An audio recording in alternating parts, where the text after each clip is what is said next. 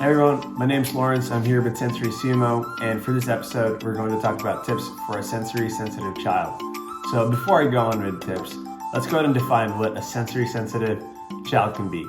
So the sensory systems are pretty basic. It's how we navigate our world. It's the systems that help us navigate our world. So that includes our auditory system, that includes our sense of smell, that includes our sense of taste, that includes our sense of touch, and it also includes our visual systems. Those are the basic sensory systems. But we also have this system called the proximal systems, and those systems are grounding for us, and they help us stay regulated and help us get focused. And those systems, not a lot of people know what they are, but those systems, there's three of them. It's that tactile system, that vestibular system, and also the proprioceptive system. The tactile system has to do with our sense of touch. The vestibular system helps us with our balance. And we also have our proprioceptive system, the deep pressure, like the input that our joints get whenever we're moving around our environment. So these systems are grounding systems. When you're young, you explore the environment and you do a lot of exploratory play. And that's how those grounding systems are developed. So now that we know what our sensory systems are and how to help us navigate the world, being sensory sensitive means that you are more, your threshold is a lot lower than most people. So a noise that could be a conversation volume for us, if someone is auditorily sensory sensitive, that could be too loud for them. So the first tip, now that we've defined what a sensory sensitive child can be or a person, the first tip is to identify the triggers. Identify what your child is sensitive to. For instance, my little girl, I have a 2-year-old, she's sensitive to visual stimuli and also to auditory stimuli. So if the environment is too busy and there's a lot of conversations going on, she shuts down and she doesn't want to do the activity that we're doing. For instance, I brought her to the pool a couple days ago, and she's been to the pool a lot of times and she actually likes to jump in. But this time around, there was too many people that she didn't know and too much noise from all the conversations and all the fun that was going on, that she just wanted to be close to me. She wanted to feel safe because it overloaded her system. So our nervous systems get overloaded when there's too much stimulus. And a lot of the times when kids are still developing, their threshold to be overloaded is a lot less. So a loud noise or a certain touch or a certain movement might be too much for them. They may trigger their fight or flight response. So our first step is to identify that response. Whether your child is sensitive to loud noises, to visual stimuli, to certain tactile input, we need to identify that. And the second step that we need to do is to be able to communicate with our children. So if your child is still nonverbal, it's good for us to create a visual social story so that we could communicate with them, or create certain icons or images so they could let us know when they're overloaded. Because the last thing that we want is to force them to do something that they're not comfortable with, because once that fight or flight response is activated, there's no shortcut to that. You need to be able to regulate them in order for them to do that fun activity or do that event that you want them to do, whether it's school, whether it's being out in the playground, or whether it's going to a party. So once we've identified the trigger, we need to be able to create a communication board for them. Even for some verbal kiddos, whenever they get into that response, their verbal system shuts down and they don't want to talk. My daughter, certainly that's the case. Whenever she gets overstimulated and her nervous system gets overloaded, she doesn't really want to talk and communicate and tell me what's going on. So using a communication board to help her with her communication would be really important. I also like using the zones of regulation, being able to tell us and create like a good system for us to communicate with would be really important. So the zones of regulation, it's broken down into 4 zones: the green zone, the yellow zone, the red zone, and the blue zone. And it's just an easier way for children to tell us where they are in that scale.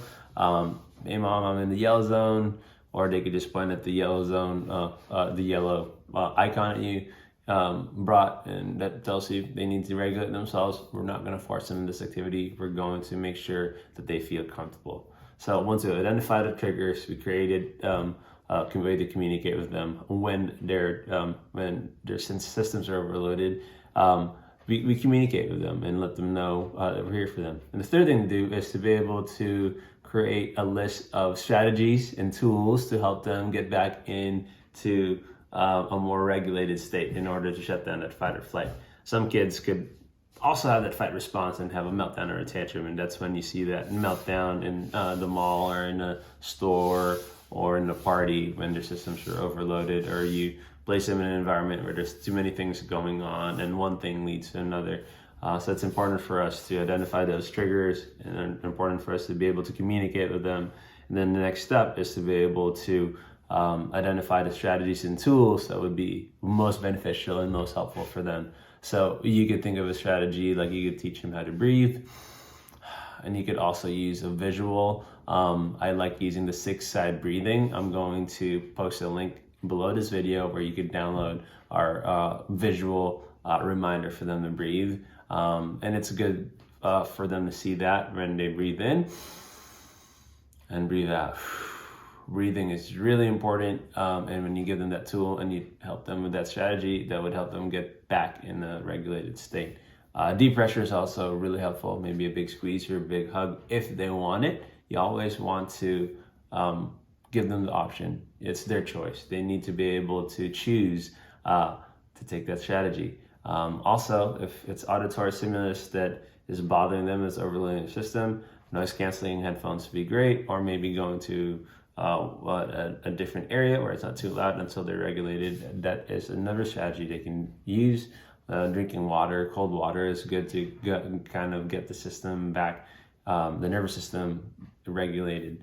So once we've identified the trigger, we've communicated with them successfully and used the strategy, it's important for us to be able to debrief and talk to them about it. Like, even if they're nonverbal, it's important for you to be able to communicate that, whether it's through a picture book, a story, or whether it's through a social story or a video.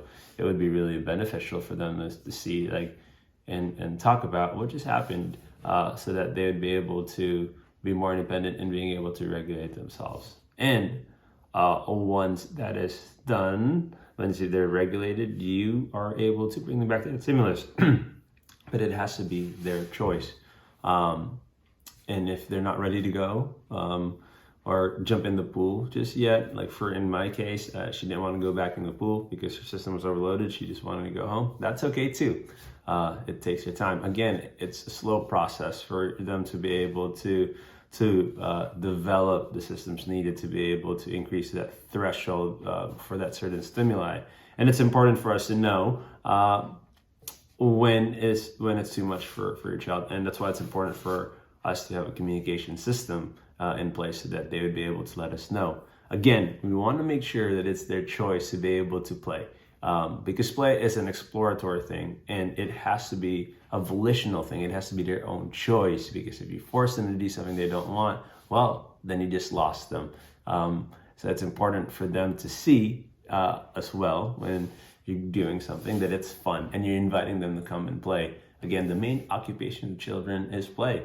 So if you're trying to help your child that's sensory sensitive, have them enjoy that certain stimulus, that show them that it's enjoyable, that certain stimulus that they find not very fun yet, right? It's the power of yet. They'll get there, but it's a slow process sometimes, and that's okay. We all are in different areas, and we want to be able to support them in that play, and we want to also give them a lot of grace in that, and be able to support them in their current level and their current functioning.